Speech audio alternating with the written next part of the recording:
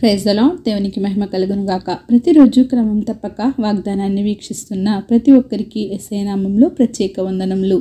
Subscribe చేసుకుని అనేక మందికి షేర్ చేసి దేవుని మాటల ద్వారా బలపరచండి. మనకు ఏర్పాటు చేయబడిన దేవుని వాగ్దానము తిమోతీయులకు రాసిన మొదటి పత్రిక 2వ అధ్యాయము 5వ వచనము. దేవుడొక్కడే, దేవునికిని నరులకును మధ్యవర్తియు ఒక్కడే, ఆయన క్రీస్తు యేసును నరుడు.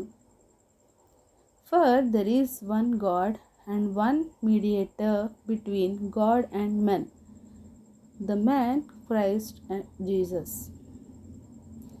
నిజమైన దేవుడు రక్షకుడు ఒక్కడే, పరలోక తండ్రి అయిన దేవునికిని మానవులమైన మనకును మధ్యవర్తిగా ఉన్నవాడు కుమారుడైన యేసుక్రీస్తు వారు. ఆయన క్రీస్తు యేసును నరుడు.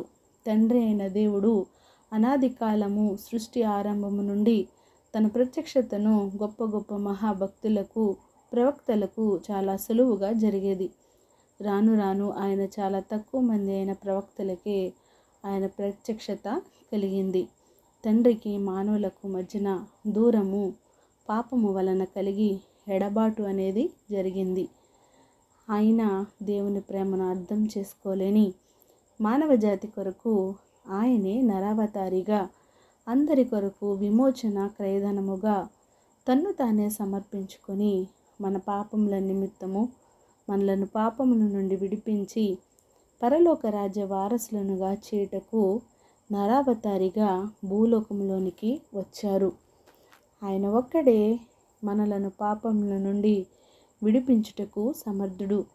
ఆయన తప్ప వేరొకరు నన్ను రక్షించుటకు ఎవ్వరునూ లేరు. ఆయన చిందించిన రక్తము ద్వారానే మన పాపములకు విమోచన.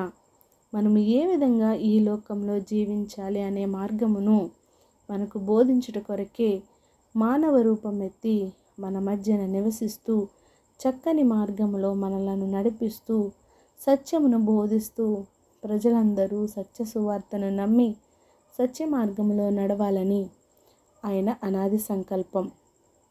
కనుకనే ఆ ఒక్క దేవుడే మన కొరకు సర్వం విడిచిపెట్టి మన కొరకు ఆయన ప్రాణమునే త్యాగము చేసి ఆయన జీవితమును త్యాగం చేశారు.